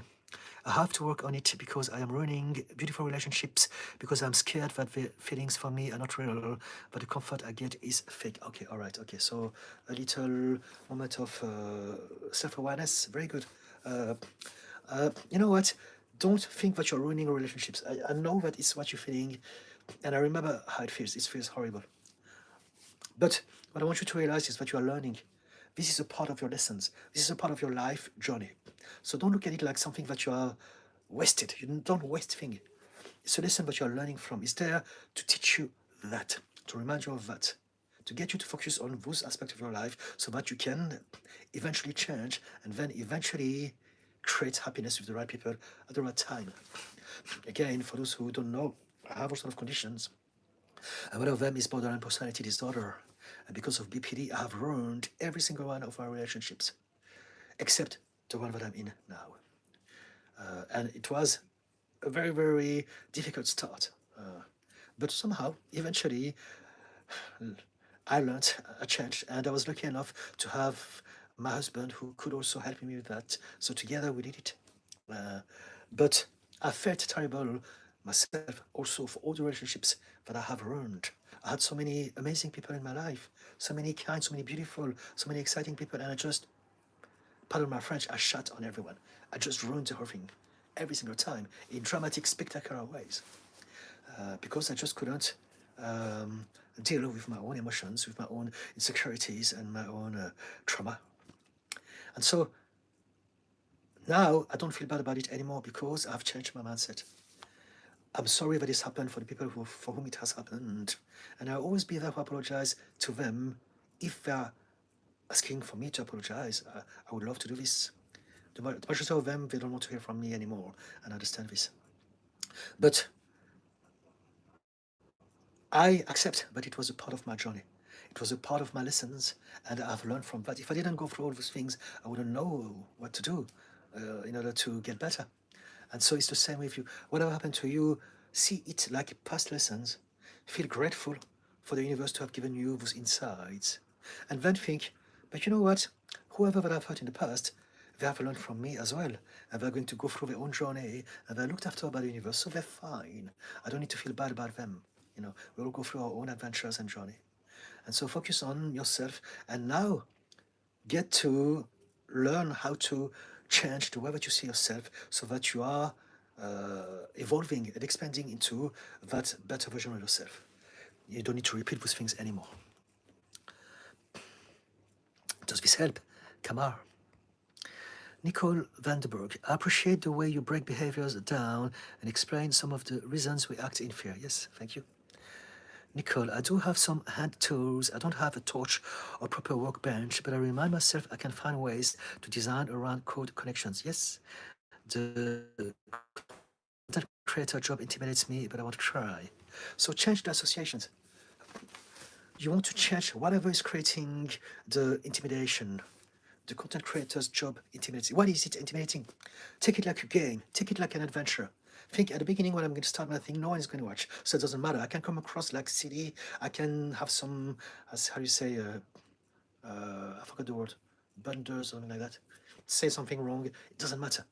I'm learning. Focus on your personal growth. I'm going to learn how to do those things. I'm going to learn how to record myself. I'm going to learn how to post. I'm going to learn how to be more relaxed and more natural, or just share videos of me working and the end product. I'm going to learn how to do those things. And you want to focus on your personal growth. You want to focus on the process of expansion as opposed to, oh, does it look good? Do I look silly? Are they going to judge me? Because when you start, no one cares anyway. You don't have a lot of people. But the more you do this with the right energy, driven by creativity and excitement because you love what you do and because you want to focus on your growth, the easier it's going to be. At some point, you will look over your shoulder and you think, gosh, after all of this, I become so much better. And then you will start to have some people asking you, oh, can I buy your stuff? Or can I help you produce this? Sell it in my shops? Or whatever. And then you will be able to move up to the next level of your expansion as a creator. Change the associations that are holding you back. Everything is about an interpretation of something. Change the narrative behind it, and you will feel better about yourself. Does it make sense? Nicole, thank you for being encouraging, of course. Samuel, at Nicole, my Mexican side of the family are jewelers. Okay, there you go. So this is the universe coming together for you and make their own jewelry. Mexico is a great place for this. Gold is very cheap and easily accessible. Also, if you are part of the LGBTQ, okay, so there's more. See, networking, synchronicity, fantastic. Serendipity. Bob, I liked you in Squid Games. Okay, so Bob, you're being racist. I hope that you are proud of yourself. I don't mind. I love you as an individual, as a person, and I hope that you can change and stop being racist with strangers online. And in the meantime, I'm going to remove your comment. Samuel, Mexico is very big on this. Okay, fantastic. Nicole, I know I struggle with the perfectionism that some creative and ADHD and ASD people experience. Oh, you're on the autistic spectrum as well. The wanting to not make mistakes, perfectionism is the killer of progress. Okay, so think about this. Perfectionism, perfectionism is the idea that you are not good enough, and no matter what you do, you will never be enough. And so you want to change the idea that perfectionism is good. Perfectionism is a poison. It's an illness. It's not good. Some people are saying, "Oh, I'm a perfectionist," and they wear it like pride, like a medal of honor, and it's not. You want to realize that perfectionism is an illness. It's going to destroy your life. It's going to steal your happiness. It's going to make you feel terrible, no matter what you do. So what you want to do is to stop being a perfectionist, and instead become a progressionist. Focus on the progress. Focus on what you do. No, Messenger, keep away from me. I don't want to hear from you. So, you know what? This is bugging me. I need to go to the notification bit because otherwise it's going to keep coming. I will check it out after. But this is reminding me to do this in the future. Just bear with me, please.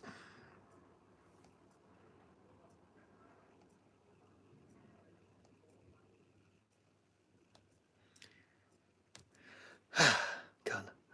Just like that. Life can be so simple. No more stress. Okay. So, focus on the progress when you are developing something. Also, something that I can share with you is a system that I've developed for people who are perfectionists, because I was the same, like many people. And I can even use the example of social media for you, which is what you want to do. So basically, whatever what you do, think about leaving 5 or 10% on the table. And so I don't know if it's a system. I came up with that. It may exist already, but I call it the 5% rules or the 10% rules, whatever. And basically, what you want to do is to intentionally, intentionally, consciously choose to let go of 10% away. So basically, instead of having something perfect, I know that it's only 90% perfect. I am choosing deliberately and intentionally to leave 10% off. And if you can learn how to do this, first you will realize it's good enough, because me being a perfectionist means that my 90% is still better than everyone else. But also, as you do that, you're creating freedom. There's an end, there's a conclusion, there's a goal, there's a target. All you need to do is to get to 90%, and then accept that you're going to always get better anyway. Whatever that you do, if you repeat it over time, you will get better at it all of your life, right? And so creating your jewelry, doing social media, whatever it is, if you do something now, it will never be as good as what you're going to do if you keep on doing it for another month. But it will also not be as good as what you would do if you keep on doing it for 6 months or a year or 10 years. So you might as well accept that what you do is good enough, and it will always get better anyway. Right? And so remind yourself, I'm always getting better.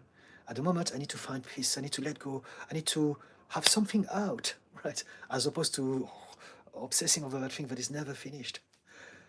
Leave 10% on the table intentionally and learn how to be satisfied with that. And you will find freedom if you can do this. Freedom from perfectionism. It worked for me. And it works for a lot of people who needs this. Nicole, so I read that. Pale Blue Dotty. Robert has been reported as well. All right, thank you, Pale Blue Dotty. Nicole, Bob the Bait Liver. Samuel, very big community in Mexico, especially Puerto Vallarta, where me and my girlfriend spend some time. Okay, fantastic. So maybe you can have some networking with people from Mexico. Nicole.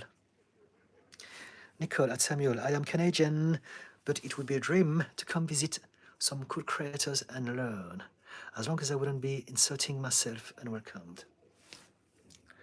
Samuel, excellent, even better. PV is full of Canadian. Okay, amazing. Nicole, also, don't forget to take a break, did you can. No shame in needing to wrap things up. Oh yeah, no, don't worry about me. I know. I love myself, and I'm very well aware of this, but thank you for the kind thought. Samuel, it has a very beautiful beaches. Okay, fantastic. Nicole, at Samuel, you will have to put me in touch with your family. I would love to be a pen pal with them if they would be interested in that. Fantastic. So see, Nicole, when you send an intent out there in the universe gets back to you and conspires to help you reach your goals. Samuel, Aranza Munoz. I highly suggest, if you can go with your partner, to go to Puerto Vallarta. You would enjoy it a lot. I'll be honest, it wasn't my scene, but I enjoyed the beauty of the town and beaches.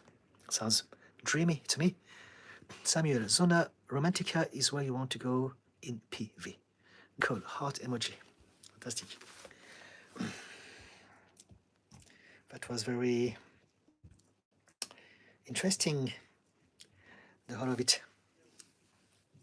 Nicole, I don't regret coming into your AMA chat today. Fantastic. I don't know what is AMA, but thank you. Well done. Samuel, peace and love to everybody on here. Okay. Is it time to end? I think it is. We're getting close to 5 o'clock. I think I've been here for nearly 2 hours, so I'm going to wait 2 minutes to make it around. I can stay a bit longer. If you have any questions, ask me, and I will answer them. But in the meantime, I'm going to slowly make my way out. So for those who don't know me yet by now, I'm a therapist, coach, author, and content creator. I'm obsessed with the mind, and I come on YouTube live every Saturday afternoon. So I will come back next week on Saturday, probably the same sort of time. At this point in time, 3 o'clock in the afternoon seems right to me. But I will make sure that I always schedule my live. So if you are on YouTube and you see me, you can see at what time I'm going to get started. If you have any question, ask me in the comment section. If you have any friends who could benefit from that, bring them along. And if you're on TikTok, you can also find me on TikTok. I post 3 new shorts every day on TikTok. And I put also 3 shorts on YouTube, 3 or 4 every day. But the ones that I put on YouTube are 3 months old. There's a little delay because I want to share different contents. So unless you're obsessed with me and you wouldn't know, you may have forgotten what I put out 3 months ago. So that's my system. I do plan to create some new long form videos for YouTube as soon as I can, as soon as I have more time for it. The old ones are a bit cringy now, uh, but yes, this is what I do. So on TikTok, I also go live twice a week in the evening, normally around 9 p.m., 9:30 p.m. UK time. So that's it. If you need any more details about me as a therapist and coach, also you can find them on my videos everywhere, and you can organize a discovery call with me. We can talk about anything if you want. And so that's it. Let me read the last comment. Nicole, ask me anything. Samuel, thanks. Oh, ask me anything. Okay, AMA means that. Okay, thank you. I've learned something. Samuel, thanks again. Didi, have a great weekend. Nicole, have a great weekend too. I hope these things help. If you ever go to PV, you will know you have found paradise. Nicole, peace and love, my friend. Nicole, thank you very kindly, Samuel and Didi. Samuel, this. De nada, you're welcome.